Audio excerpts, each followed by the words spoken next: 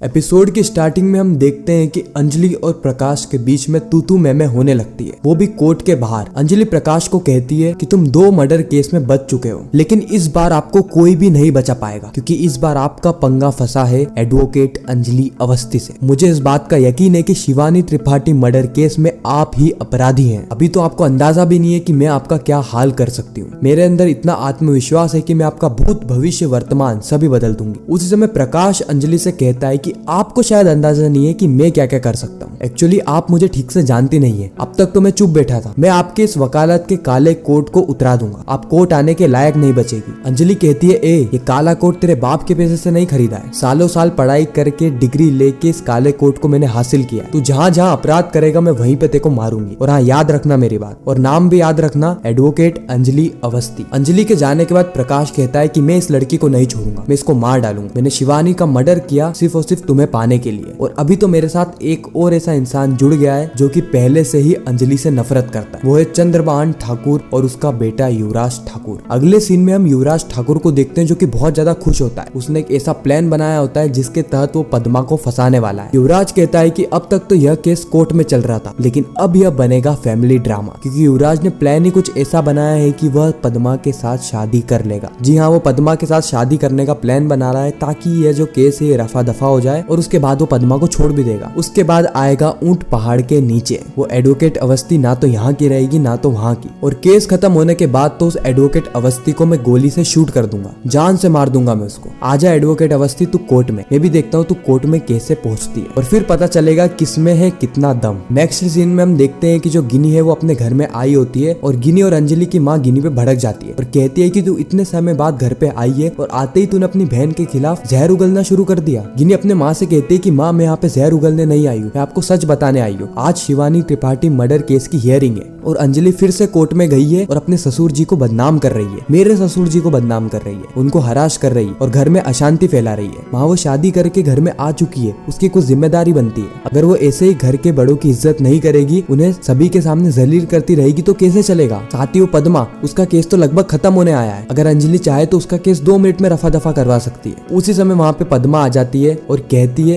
कि अगर आपका किसी ने हाथ पकड़ा होता तो आप क्या करती, आपके साथ बेइज्जती करी होती तो आप क्या करती, शराब के नशे में आपको अगर स्विमिंग पूल में फेंक दिया होता तो आप क्या करती। गिनी ये सारी बातें सुन के बहुत ज्यादा गुस्से में आ जाती है, आग बबूला हो जाती है और कहती है कि पद्मा, तेरी हिम्मत कैसे हुई मेरे से ऐसे बात करने की, तू एक मेड है मेड, और तुझे तो पता ही है मैं कौन हूँ। पद्मा कहती है कि हाँ, आप राजपूत खानदान की बहू है और बिल्कुल वही अभिमान वही अहंकार है आपके अंदर। पद्मा गिनी से कहती है कि आप मुझे बस एक बात बताइए कि वो जो कुछ भी हुआ था वो कैसे खत्म हो गया। युवराज ठाकुर को तो जेल भी नहीं हुई, वो अभी भी आवारा घूम रहा है, मुझे बार बार बदनाम करने की कोशिश कर रहा है, यहाँ तक कि उसने तो मुझे जान से मारने की भी कोशिश करी। अगले सीन में हम देखते हैं कि एडवोकेट अंजलि अवस्थी अपने घर में आ गई होती और उसको सामने दिखता है अभय। अभय अंजलि को रोकता है और कहता है कि तुम्हें पता ही है ना मेरे साथ कितनी ज्यादा बदसलूकी हुई है। मैं तुमसे प्यार करता था, ना कि तुम्हारी बहन गिनी से। मैंने तुम्हें फोन पे आई लव यू भी कहा था और तुमने उसके जवाब में भी मुझे रिटर्न में आई लव यू कहा था, लेकिन उसके बाद क्या हुआ, तुम्हारी बहन तुम्हारी आवाज में मुझसे बात करने लगी। उसने मुझे फंसाया है। मंदिर में उसने खुद ही मेरे हाथों से अपनी मांग में सिंदूर भर लिया, मुझसे जबरदस्ती शादी करने की कोशिश करी। कोशिश क्या करी, उसने मुझे ब्लैकमेल किया कि मैं उससे शादी कर लूं। अब तुम ही मुझे बताओ कि तुम्हारी बहन पे कौन कौन से चार्जेस लगने चाहिए। तुम तो कानून का पालन करती हो ना, मुझे भी इंसाफ दिलाओ। अंजलि के पास कोई जवाब नहीं होता है, इसलिए अंजलि कहती है कि यह कोर्ट के बाहर का मामला है और कोर्ट के बाहर मेरा हाथ कभी भी चल सकता है। जस्ट अगले सीन में हम गिनी को देखते हैं, जहाँ पे गिनी जो है